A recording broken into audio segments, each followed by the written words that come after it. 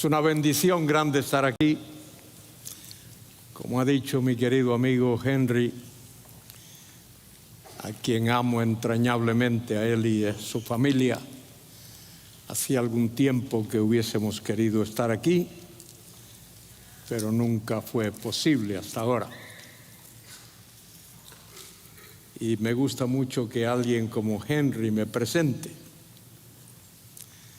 que no me ocurra como le pasó a alguien hace años, que tenía que dar una conferencia y alguien lo presentó y dijo: tengo el gusto de presentarle al señor fulano de tal. Este es un hombre muy importante, ha logrado en los últimos años ganar $500 millones en el negocio de la ganadería.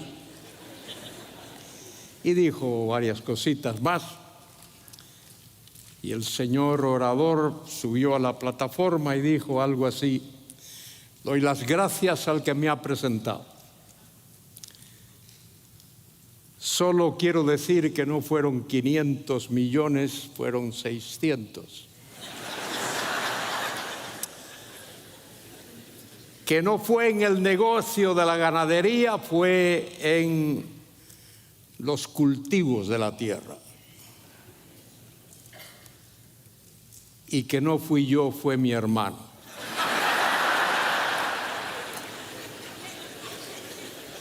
Y que no los ganó, los perdió.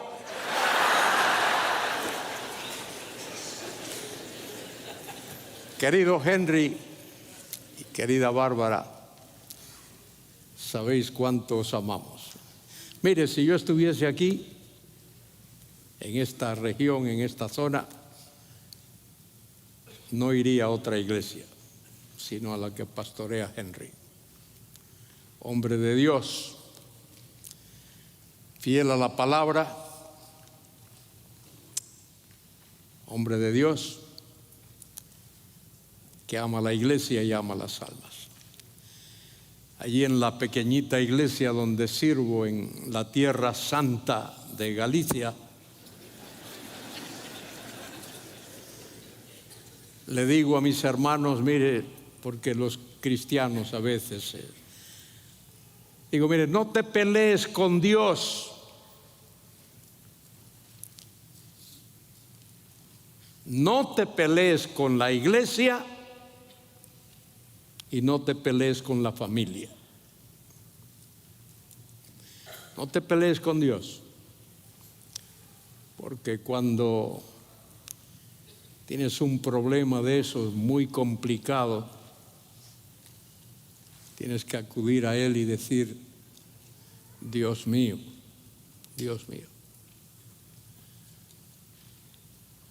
Y no te pelees con la iglesia, porque cuando tienes problemas que te agobian, vas a la congregación y le dices: hermanos, oren por mí. Oren por mí. Y no te pelees con la familia tampoco.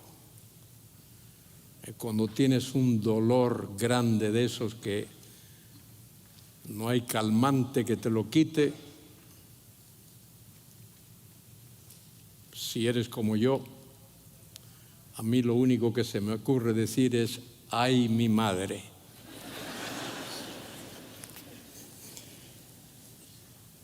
Estos hermanos me aman muchísimo, por eso siempre me ponen a hablar. Ahora acabo de estar en una conferencia, me ponen a hablar a la hora cuando todo el mundo tiene sueño. A esta hora después de comer. Enseñé varios años en la universidad y siempre pedí al decano: por favor, ponme en la clase de las 8 de la mañana. No me pongas a la 1, ni a las 2 o las 3, ponme a las 8 de la mañana. Mire, yo doy gracias a Dios por muchas cosas. Una de las cosas por la que doy gracias a Dios es por haberme permitido el privilegio de visitar todos los países de habla castellana del continente americano, todos. En algunos he estado más tiempo que en otros, pero ha sido una tremenda bendición. Y aprender de la cultura, ver el cariño de los hermanos y ver las diferencias. Cuando voy a México me hablan de taco. Taco es algo que tú comes. Cuando voy a Chile me dice un taco, y un taco es un tranque del tráfico cuando el tráfico está pesado. Y en España taco es decir malas palabras. Este solo habla tacos, decimos. Entonces uno tiene que aprender cosas. En la Argentina me he avergonzado utilizando palabras ofensivas sin querer. Entonces cuando he ido por ahí tengo que decir, mire, yo vengo de Galicia, España, y allá tenemos otro vocabulario. Si digo algo que ofende, por favor, perdonadme, tengo que comenzar disculpándome. Y así, en Colombia, hace unos años fui a enseñar a una escuela bíblica que hay allí, de una linda obra misionera, y en medio de, cuando estábamos en el recreo, viene una querida hermana colombiana y me dice con su cariño y el acento colombiano, dice, pastor, le provoca un tinto. Y yo enseguida pensando en mi cultura, un tinto, digo, aquí me van a traer una copa de rico vino riojano, qué bueno. Y le digo, sí, hermana, cómo no, me provoca. Y viene la hermana con una humeante taza de Juan Valdés, el mejor café del mundo. Y tuve que tomarme el tinto, el Juan Valdés.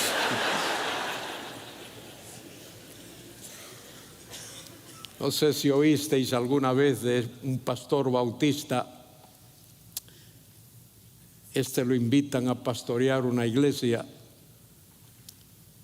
Lo habían oído, un buen predicador, buen comunicador, y él acepta ir a pastorear la iglesia.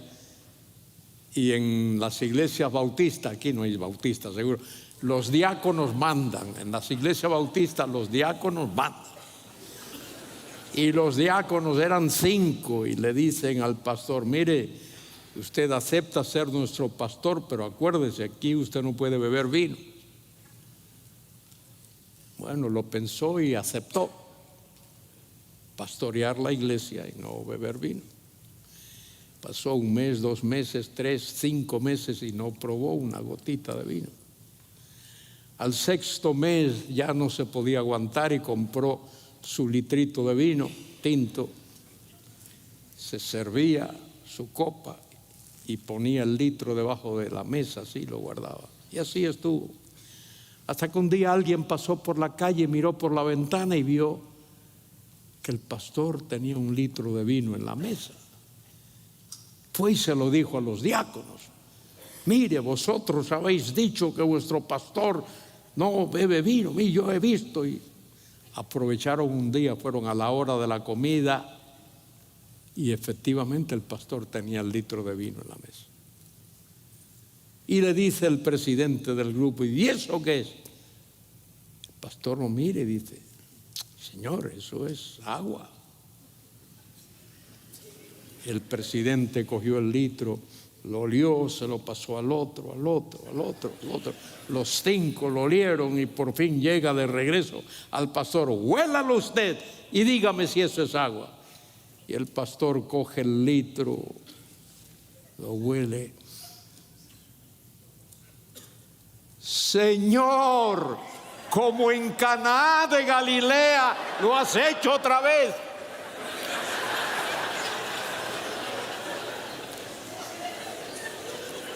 Bueno, esas son las cosas que uno...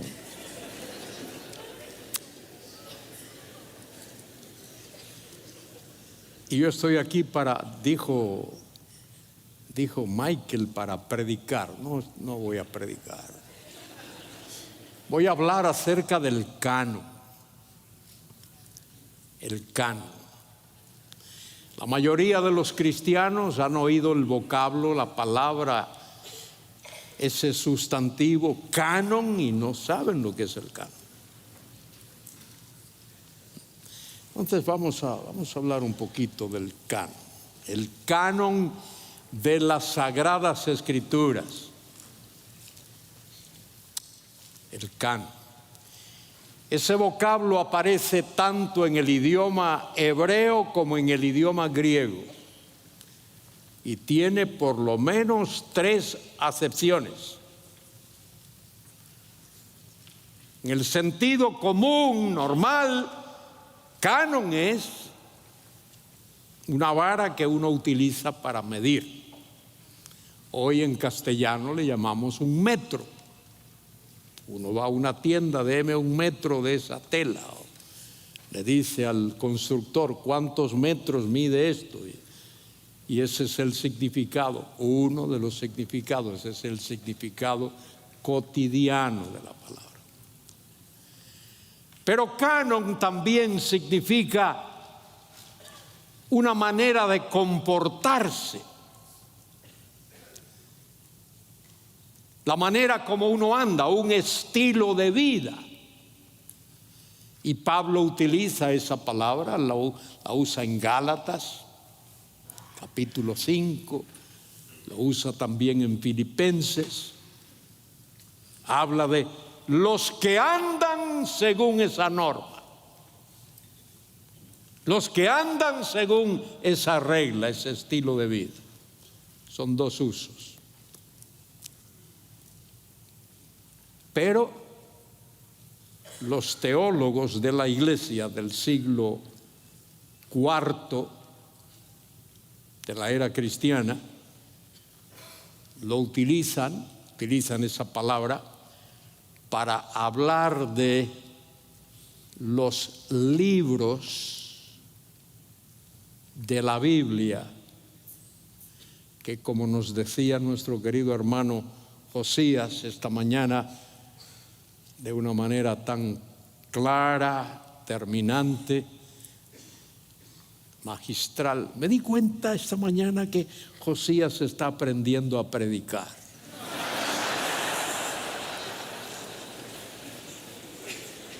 Sigue así, Josías.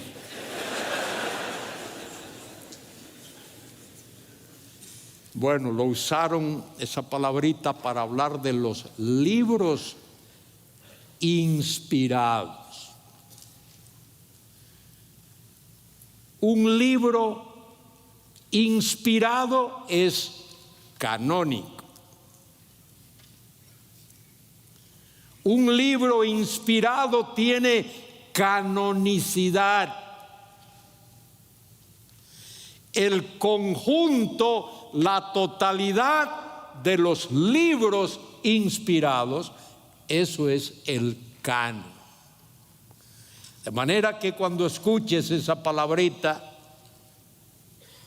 el canon, recuerda que se refiere a la totalidad de los libros inspirados. También escuchamos esta mañana que inspirado es que Dios sopló su palabra. ¡Qué tremendo! ¡Qué tremenda ilustración! ¡Qué tremenda figura! Dios sopló su palabra. Y esa figura, mire, lo que significa es que el autor de la Biblia es Dios. Aunque Moisés haya escrito 5 libros, y Josué haya escrito, y Pablo haya escrito 13, y Pedro haya escrito tantos, y Juan tantos. En el último de los análisis, Dios es el autor de la Biblia. La Biblia es la palabra de Dios. Y cuando tomamos este libro en nuestras manos, mi querido Henry lee de la Biblia Las Américas una tremenda traducción. Yo uso la Reina de las Versiones.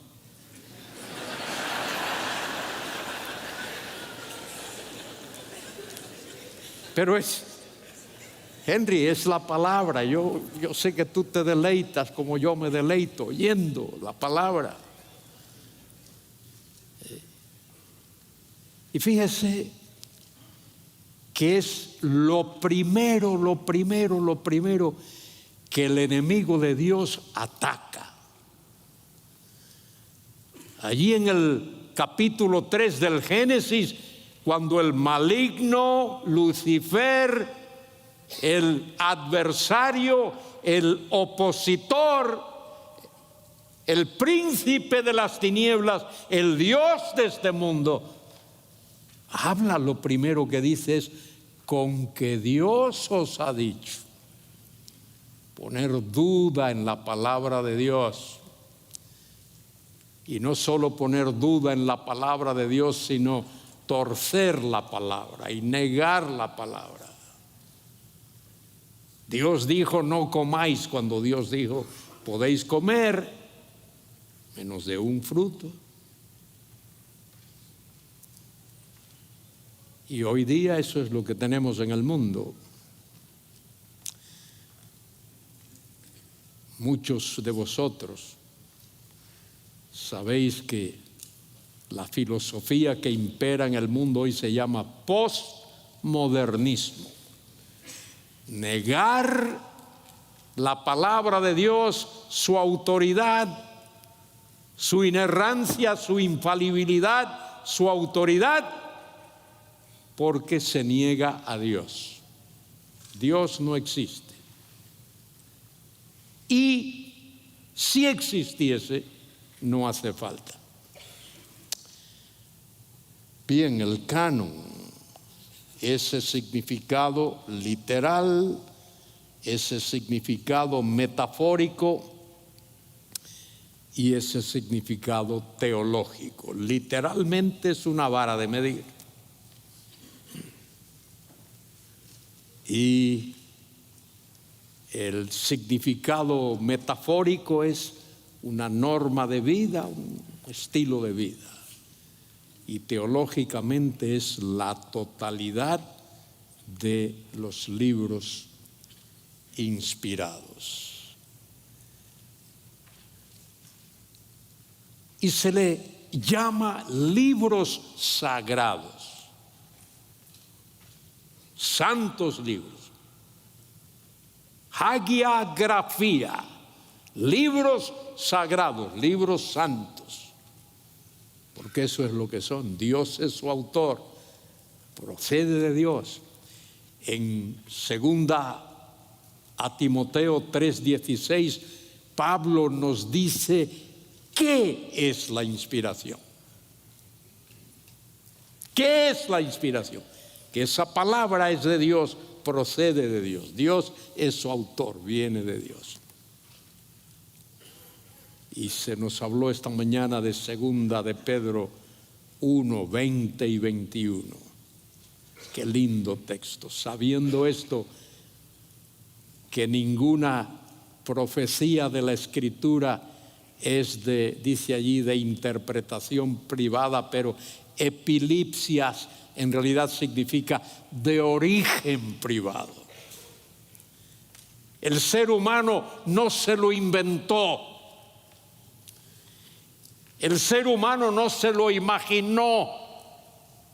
No salió de la mente, del corazón, del talento, de la capacidad del ser humano.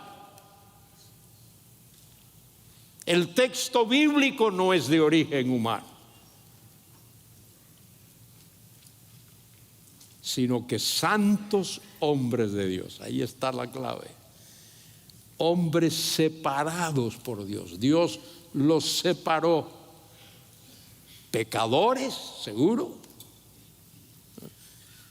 Estuvieron muertos en delitos y pecados. Sí, pero Dios los salvó y Dios los separó y Dios los apartó, Dios los llamó para que fuesen instrumentos suyos. Y Dios hizo algo fantástico. Mire, Dios retuvo la personalidad de esos hombres, el estilo, para que escribiesen dentro de su cultura, en su idioma, a personas promedio como nosotros. Dios lo hizo. Mire, abre conmigo tu Biblia en el libro del profeta Jeremías. Libro del profeta Jeremías.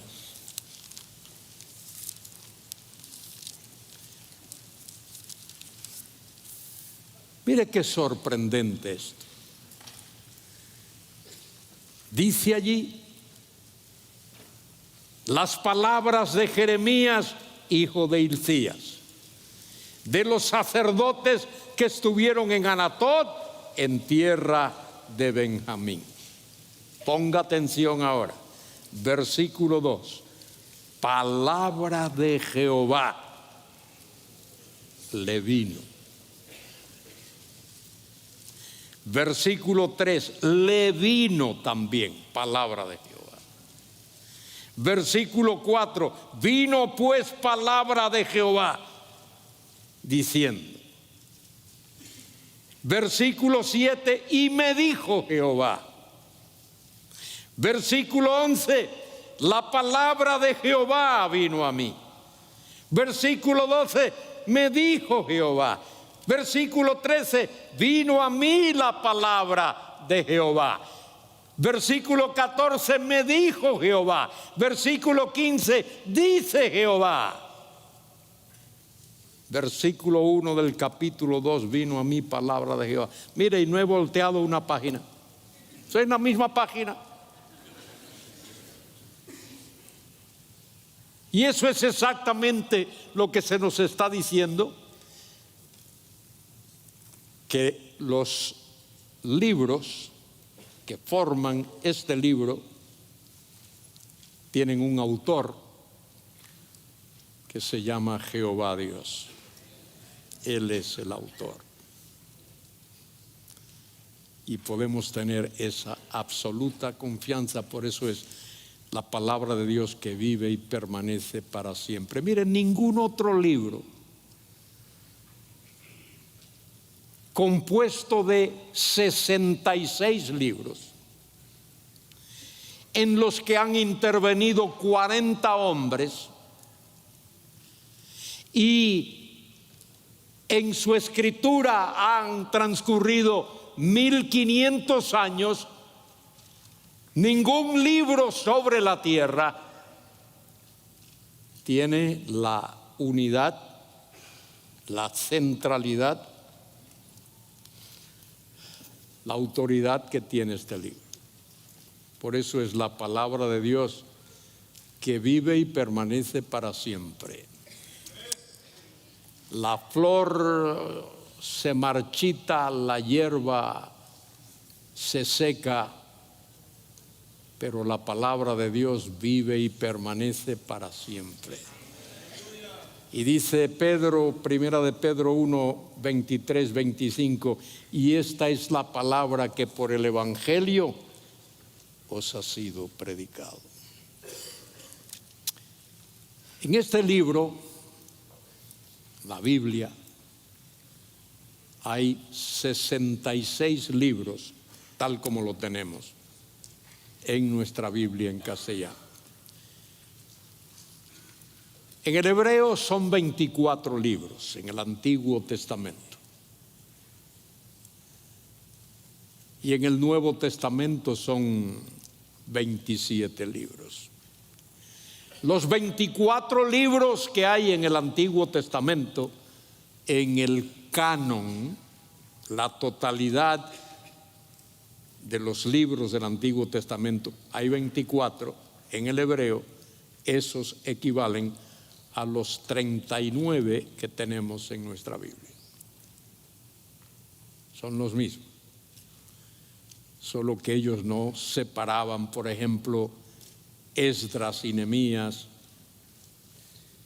primero de Reyes, segundo de Reyes, etc. Por eso en nuestra Biblia en castellano, en el Antiguo Testamento, en apariencia aparecen más libros que en el canon hebreo. En el canon hebreo son 24. En el canon que tenemos en castellano son 39. Y en el canon hebreo, fíjese, el segundo libro de Crónicas aparece al final. En nuestra Biblia es Malaquías, el último libro. En el canon hebreo es segundo de Crónicas. Ese es el último. El penúltimo libro en el canon hebreo es Esdras, Nehemías. Y el antepenúltimo es el libro de Daniel. El libro del profeta Daniel. De paso, ¿cómo sabes tú y cómo sé yo que Daniel fue profeta? Tú lees en el Antiguo Testamento, no hay ningún sitio del Antiguo Testamento que te diga, se menciona a Daniel, pero no se dice que fue profeta. ¿Cómo sé yo que Daniel fue profeta? Cuando leo Mateo 24:15, y Jesucristo dijo, cuando veáis en el lugar santo la abominación desoladora de la que habló, ¿quién? El profeta Daniel. Cristo dice que Daniel era profeta. Bueno, ¿y por qué la Biblia en el Antiguo Testamento está dividido en esas tres secciones, en esas tres partes? El Pentateuco, los libros proféticos y los libros de sabiduría, por lo menos tal como lo tenemos en la Biblia, como la Biblia en castellano. Si uno le pregunta o si uno lee la alta crítica es un estamento, un conjunto de individuos que se dedica a estudiar la parte histórica, la parte del autor y todo ese tipo de cosas, pero que niega la inspiración de las Escrituras. Y la alta crítica dice, la Biblia está dividida en esas tres partes porque hubo tres cánones. Hubo un canon del Pentateuco, hubo un canon de los profetas y hubo un canon de los libros de sabiduría. Tres cánones. Otros dicen, hay esa triple división porque eso es grados de inspiración. Y tenemos que contender con todo eso. No hay grados de inspiración en la Biblia. En el Antiguo Testamento no hay partes más inspiradas que otras. Recordaos, tengo que regresar a lo básico, a los fundamentos. Cuando hablo de inspiración, anótalo. Cuando creas que algo se te va a olvidar, anótalo. Y si es algo muy importante y crees que se te va a olvidar, hazte un cuadrito, lo escribes ahí, lo pones en la cabecera de tu cama para verlo. cuando te vas a acostar y cuando te levantas. No hay grados de inspiración en la Biblia porque Dios es el autor de toda la Biblia. Inspiración significa Dios es su autor. Inspiración significa la Biblia tiene su origen en Dios. El lugar de procedencia de la Biblia es Dios. Y toda la escritura es de Dios. De manera que no hay grados de inspiración. Ni hay 3 cánones, hay un solo canon. Entonces lo que la crítica dice es algo así: que un libro no entraba porque había 3 cánones y el canon se abrió, ¡pum!, se cerró. Y luego se abrió y se cerró. Y luego se abrió y se cerró. Se abrió 3 veces, se cerró 3 veces. Por eso hay 3 divisiones. Por eso los libros proféticos están donde están. Porque cuando se termina el Pentateuco, ahí se cierra. Y luego posteriormente se abre y los libros que estén escritos ahí se incluyen. Y así. No tiene nada que ver con eso. En el Antiguo Testamento, el Pentateuco se reconoce que es producto de la pluma de Moisés, por así decir. Moisés es el instrumento humano. En la alta crítica no cree eso. La alta crítica no cree que Moisés escribió el Pentateuco. Es más, hace muchos años la alta crítica decía: Moisés no pudo haber escrito el Pentateuco porque en tiempos de Moisés el hombre no sabía escribir. Iba a decir que imbéciles, pero no lo voy a decir para no ofender.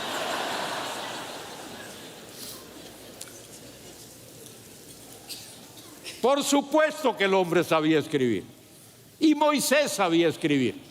Sí dice Hechos 7:22 que Moisés fue entrenado en toda la sabiduría de los egipcios.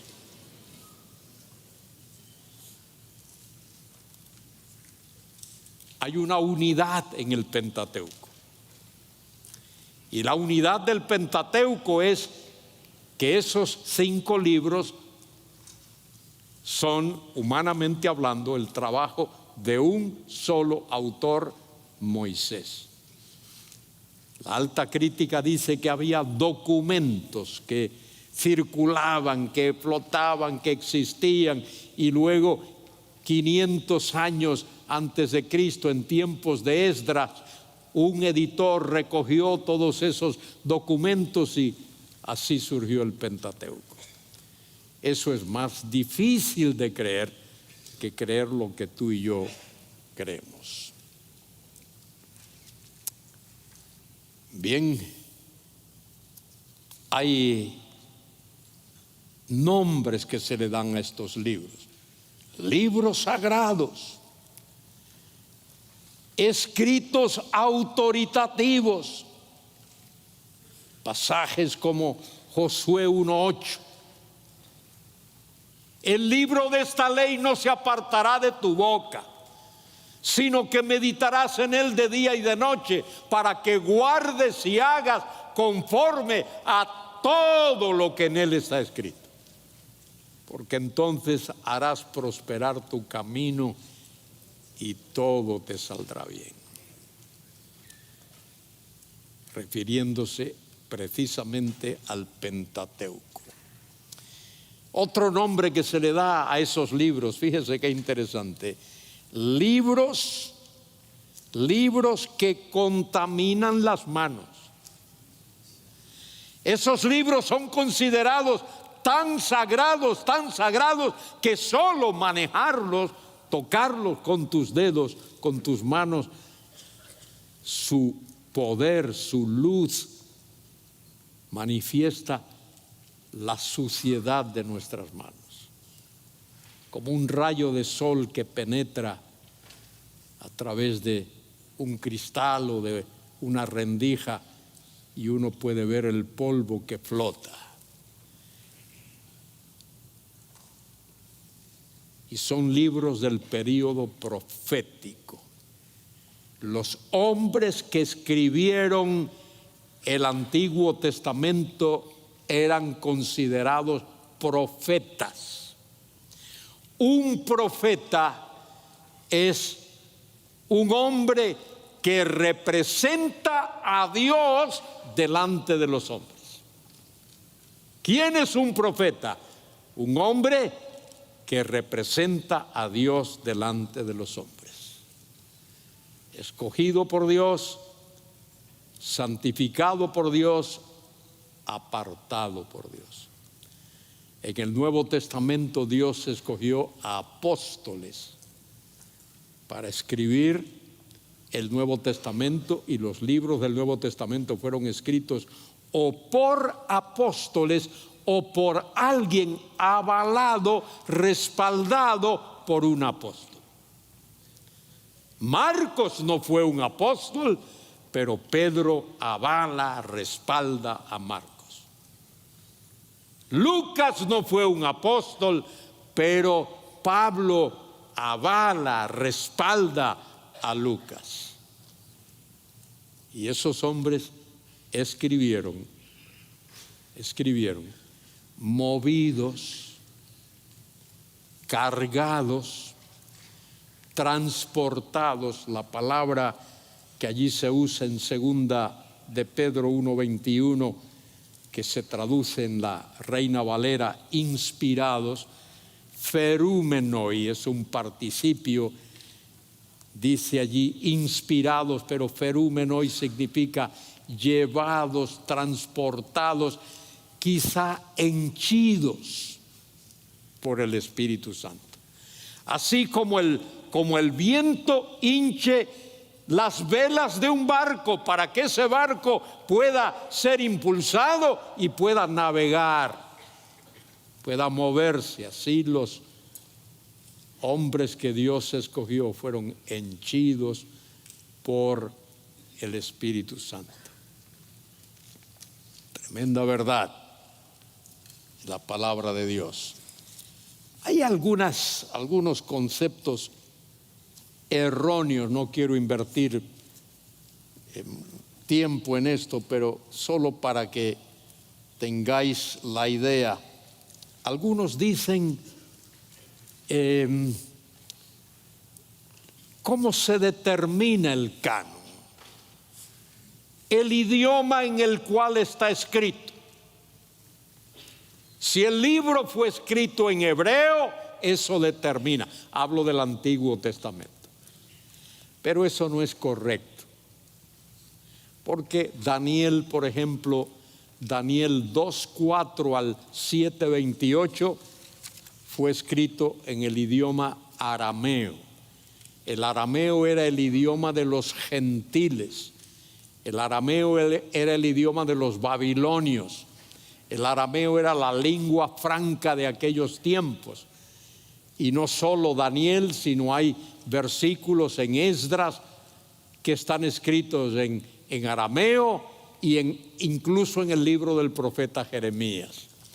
De manera que no parece correcto decir que porque el libro hubiese sido escrito en arameo, en hebreo, eso determina su canonicidad.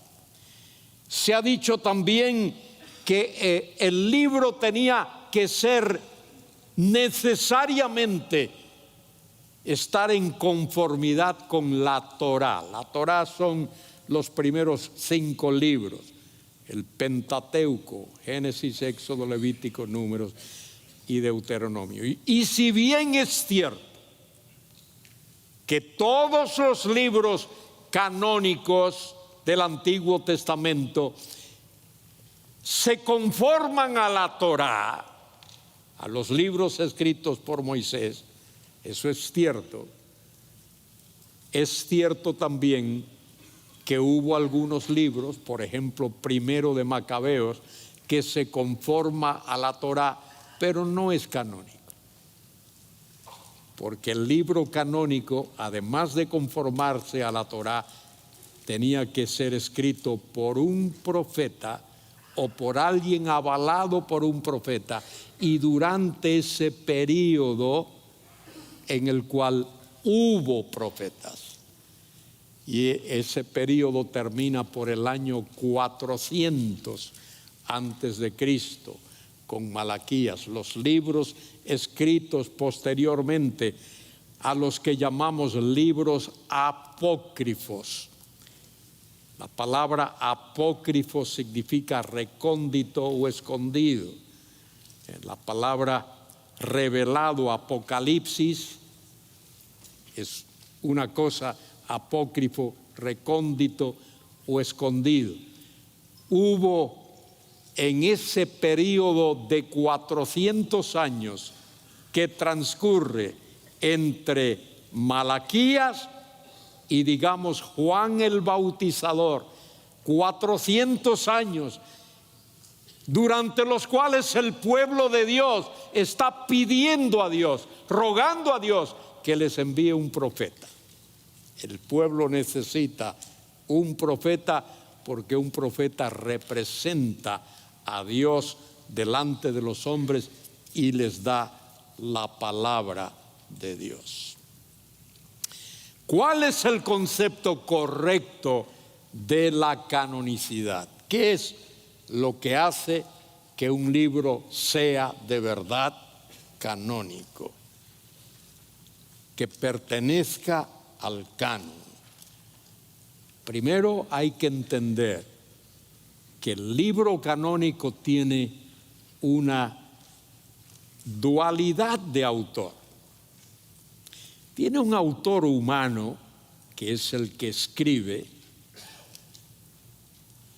y luego tiene al autor divino, que es en el último análisis el responsable del contenido de ese libro. Fíjese en este dato, este detallito. Mire el tremendo acto de la sabiduría, de la providencia de Dios, cómo Dios hace las cosas. La Biblia es la revelación de Dios para el hombre. La Biblia es la revelación escrita, dada por Dios al hombre. Dios no escogió a ángeles para que escribiesen la Biblia. Dios no escogió a seres inferiores para que escribiesen la Biblia. Aunque en una ocasión Dios hizo hablar a una mula. Dios puede hacer eso, pero Dios no escogió a un chimpancé, ni a un orangután, ni a un gorila para escribir nada. Dios escogió a hombres. Y esto es una expresión de la sabiduría de Dios, porque el mensaje de Dios es de Dios para seres humanos, para hombres y mujeres de este mundo. ¿Quién mejor que un hombre puede expresar en palabras humanas ese mensaje? Nadie. De manera que Dios escogió a hombres para escribir su mensaje a hombres. Gracias a Dios por esa infinita sabiduría y esa providencia de Dios. Un ángel no te puede decir me duele la cabeza. Nunca le ha dolido la cabeza. No puede decir me duele el estómago. Nunca ha tenido un dolor de estómago. Un ángel no te puede decir mi suegra me regañó. Los ángeles no tienen suegra.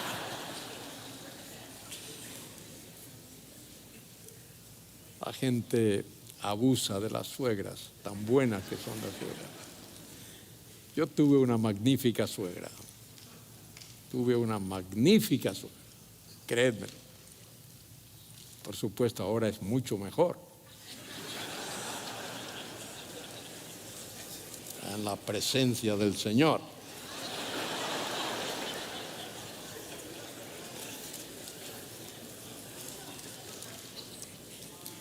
Bien, Dios es el autor y es el responsable, pero Dios usó al profeta o al apóstol como su instrumento para expresar con palabras humanas ese mensaje de Dios.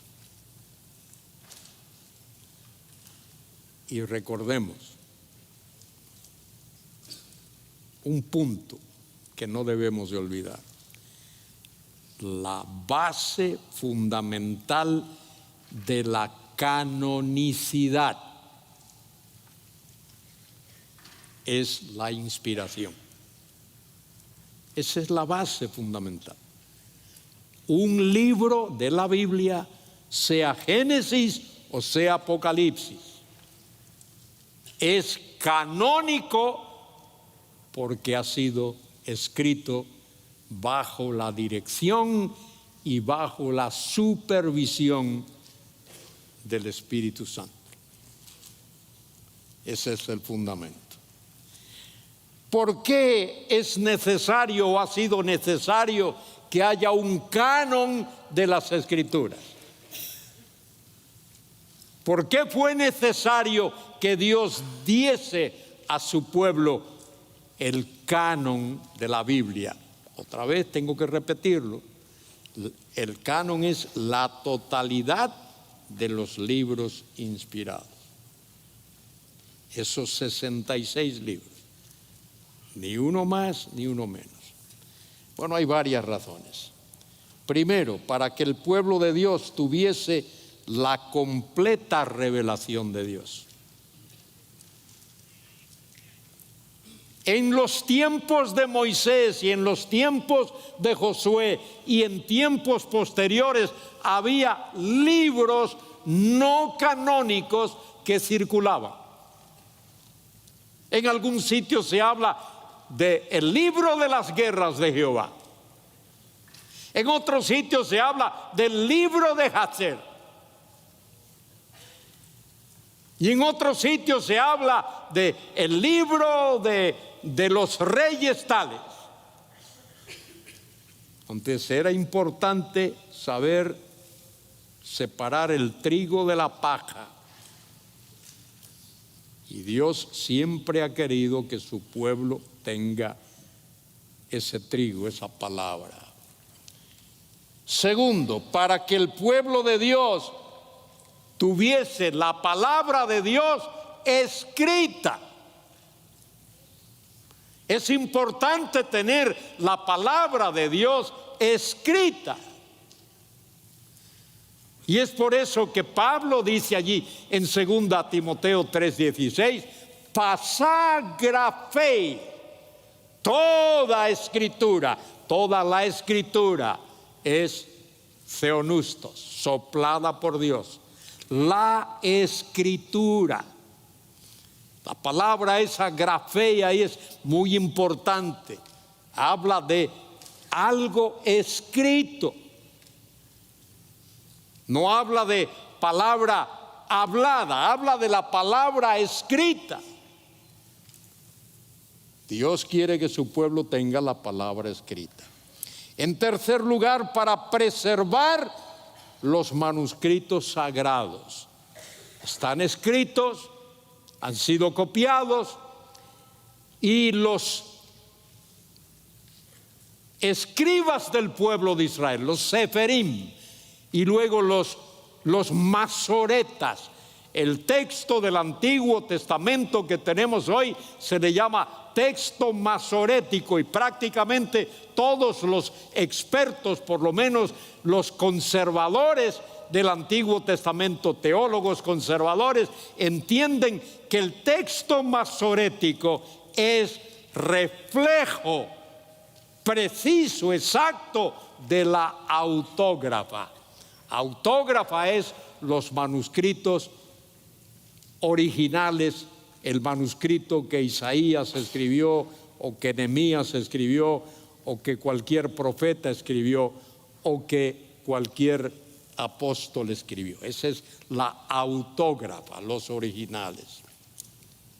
Y luego, en cuarto lugar, para que el pueblo supiese el límite de los escritos inspirados.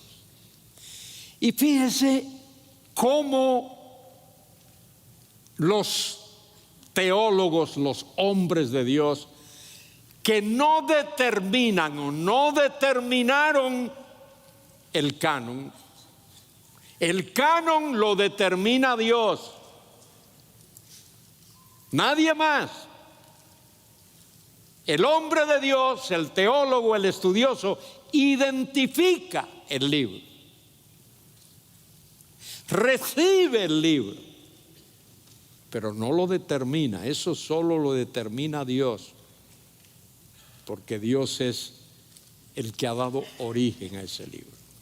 Pero fíjese en esto: tanto del Antiguo Testamento como del Nuevo Testamento. En el Antiguo Testamento hay 2 grupos de libros, y en el Nuevo Testamento 2 grupos de libros. Hay un grupo de libros para los que se usa una expresión, una palabrita técnica. Se le llama homolegómena. Homolegómena son libros recibidos sin ninguna objeción, sin ningún cuestionamiento. Libros recibidos sin ningún cuestionamiento. Génesis, Éxodo, Levítico, Número, Deuteronomio y muchos otros son homolegómena, libros recibidos sin ningún cuestionamiento. Pero hay otro grupo de libros que se le llama antilegómena. Antilegómena significa libros objetados, no rechazados, libros objetados. Porque esos teólogos, esos hombres de Dios, querían estar ciertos, convencidos, totalmente entregados, reconocidos de que esos libros eran correctamente recibidos en el canon. Entonces, cuando había algún problemita, ellos decían: hasta que no se resuelva este problema, hasta que no se conteste esta pregunta, no. Por ejemplo, el libro de Proverbios está en la antilegómena, porque ellos decían: esto es una recopilación de aforismos, de expresiones. Entonces hay que resolver eso. El libro de Cantar de Cantares, Cantar de Cantares. Este es un lindo poema de amor. Y es verdad, Cantar de Cantares es un lindo poema, pero tiene su función. Un pueblo, una nación que está rodeada de paganos, en los que la moral no pinta nada, necesitaba un libro como Cantar de Cantares. Libro de Esther, donde no aparece el nombre de Dios, pero descubren que está allí en acróstico. Libro de Ezequiel, donde en los capítulos 44 al 48 parece contradecir algo de lo que Moisés habla en Levítico y en otras partes acerca del templo. Y aquellos teólogos estudian y se dan cuenta que lo que Ezequiel está diciendo se refiere al reino futuro, cuando la tierra sea redistribuida y el templo sea reconstruido cuando el Mesías venga. Y en el Nuevo Testamento lo mismo ocurre. Esos teólogos, hombres de Dios, cuidadosos,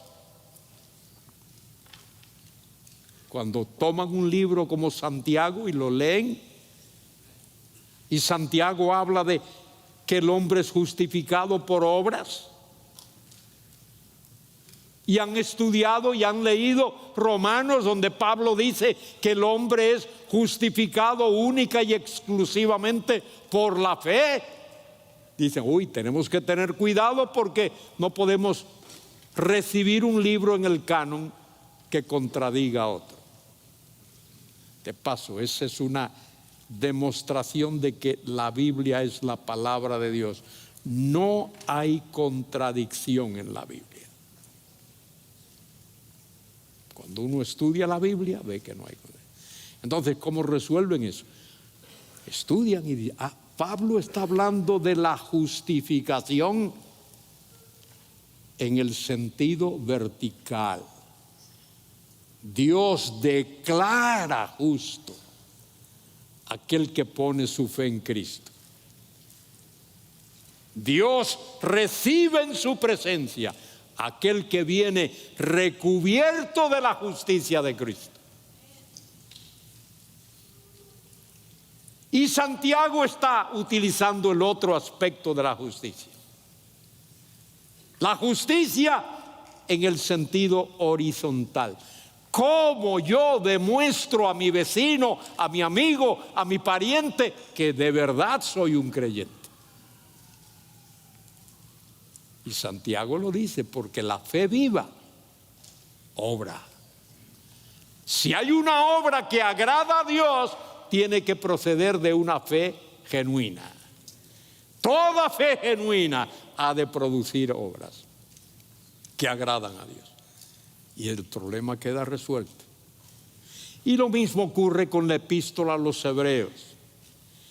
La epístola a los hebreos tiene la incógnita de quién fue su autor, quién escribió ese libro, quién escribió esa epístola.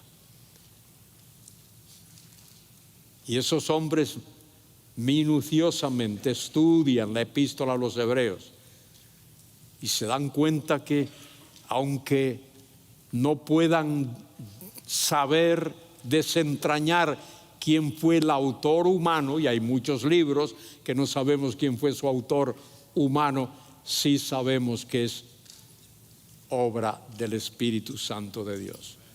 Que en ese libro, como comienza diciendo, Dios habiendo hablado muchas veces y en muchas maneras, muchas etapas, a los padres por los profetas, finalmente, por último, nos habló por el Hijo. El Hijo es el discurso final de Dios. Dios termina su discurso y ese discurso se llama el Hijo, el Verbo. Ese que es el revelador de Dios. Y hay otros libros del Nuevo Testamento que son antilegómena, libros objetados hasta que se aclara la incógnita. Por ejemplo, uno de ellos es la epístola de Judas, 25 versículos nada más.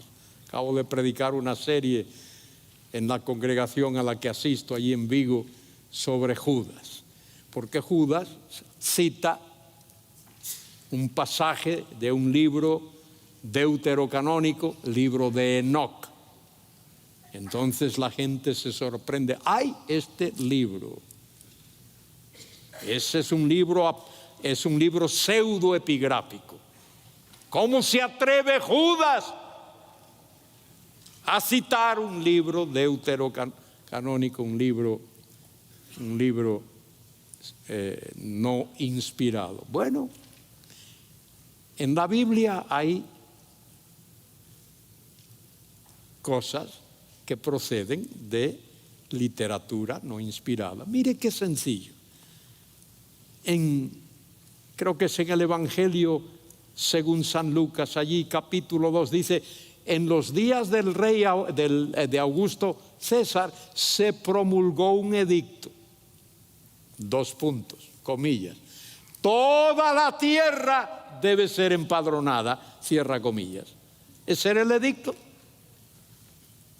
Y Lucas incluye eso que era un edicto de Augusto César, y por el Espíritu Santo lo escribe allí, y eso es palabra de Dios una vez que Lucas lo escribe. Pablo habla en su discurso a los atenienses, Hechos 17, y cita un poeta griego de la antigüedad que dice que Dios nos ha hecho a todos de un mismo linaje y de una misma sangre. Y Pablo toma ese verso de ese poeta griego y Lucas lo copia allí en Hechos 17. Y peor todavía, cuando Pablo le escribe a Tito y le dice: por esta causa te dejé en Creta para que completes lo que falta, y le dice de los cretenses, dice: los cretenses, como uno de sus poetas ha dicho, todos son mentirosos y malas bestias.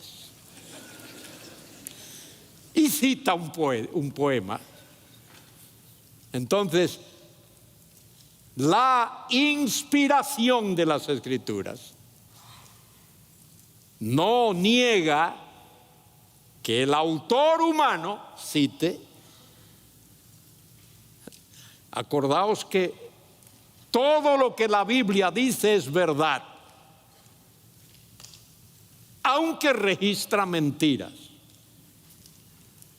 La Biblia registra la mentira de Satanás.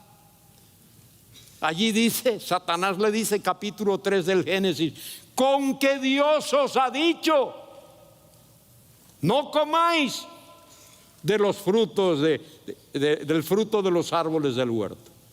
Eso era mentira, ¿verdad? ¿Era o no era? Era mentira. Pero ¿era verdad o no que Satanás lo dijo?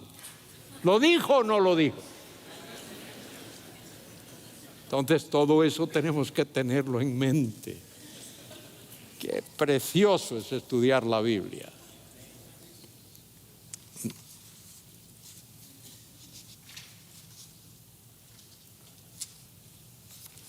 Tengo que mirar para que no me anatematicen. Me quedan 4 minutitos. Tú ves, querido Sugel Michelén. A Sugel lo conozco desde hace un montón de años también, cuando era un muchacho, viviendo en la dispensación de la inocencia. Aunque él no cree en las dispensaciones, pero él sabe lo que le quiero decir. Y él sabe cuánto lo amo. Porque esto es lo lindo de la vida cristiana. Uno tiene que aprender a amar y dejarse amar también. Bueno, solo voy a mencionar una cosita más. Mencionarlo nada más. La singularidad del Antiguo Testamento. De paso, mire, antes de mencionar esto, quiero deciros, estoy aquí en este sitio, pero estoy profundamente agradecido. De tal manera que no sé ni cómo expresar mi agradecimiento a los hombres que Dios ha usado a lo largo de los años para bendecirme, y hombres que invirtieron tiempo y esfuerzo en mi vida. Y estoy seguro que no han obtenido todos los dividendos que hubiesen querido obtener. Cuando fui a la escuela bíblica tuve unos profesores tremendos.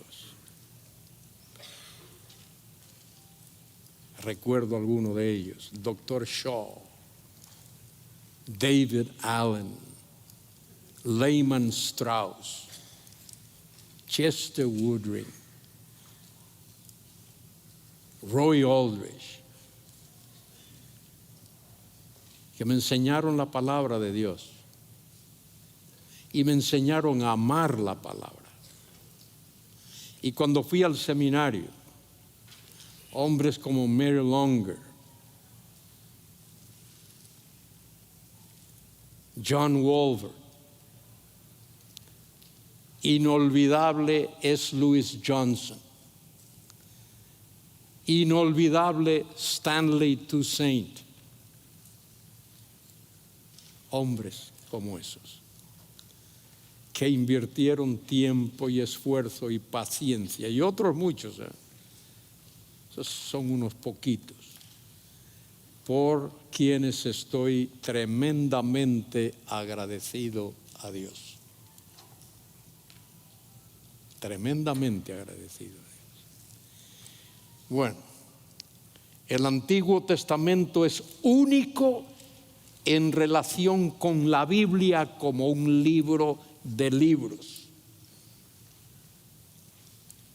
Y necesitamos estudiar más el Antiguo Testamento. Ese es el fundamento de la comprensión de la Biblia. El Antiguo Testamento es único en relación con el Nuevo Testamento. Las promesas que vemos en el Antiguo Testamento y luego se cumplen allí en el Nuevo Testamento. El Antiguo Testamento es único en su origen y preservación como escritura. El Antiguo Testamento es único en su posición y proposición en el canon sagrado, en el conjunto de libros.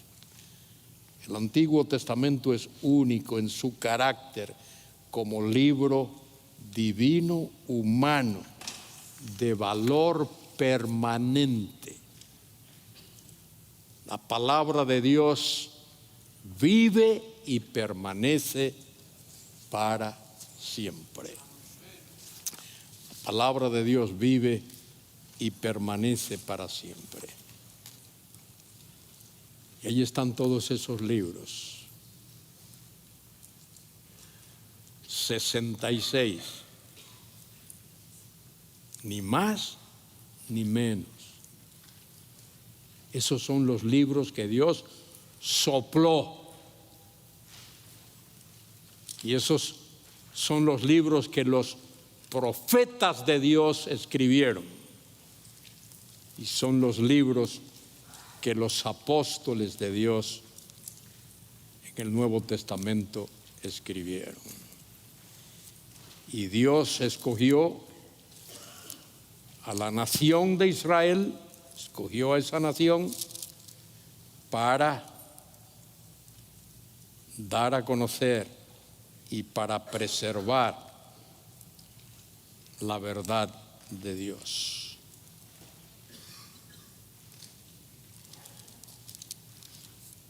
Pablo lo dice allí en Romanos, por allí por el capítulo 2 y luego el capítulo 3 también.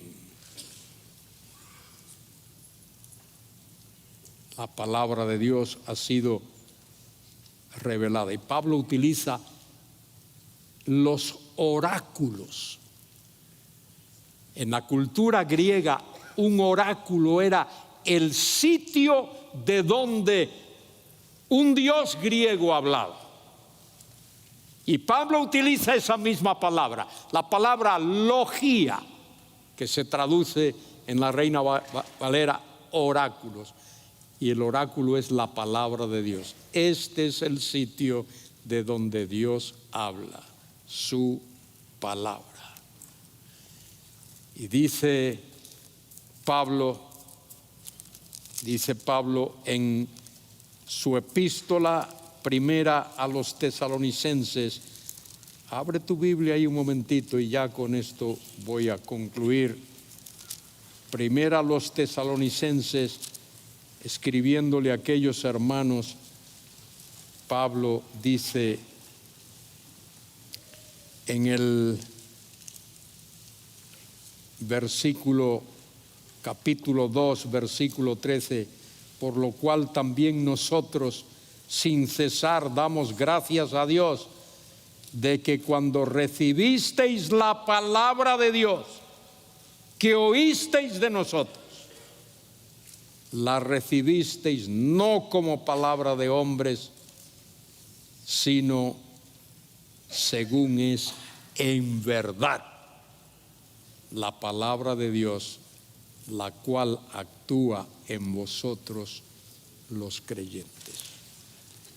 Los tesalonicenses recibieron el mensaje que Pablo y sus acompañantes le llevaron. El mensaje que Pablo les dio, ellos lo recibieron como la palabra de Dios. Y miren, quiero recomendar a todos los que les gusta leer este libro. Se llama El origen de la Biblia y es de varios autores. Doctor Philip W. Comfort y doctor Rafael A. Serrano. Este libro tiene mucha información acerca del canon, tanto del Antiguo como del Nuevo Testamento, y también del tema de la inspiración que ya se ha hablado.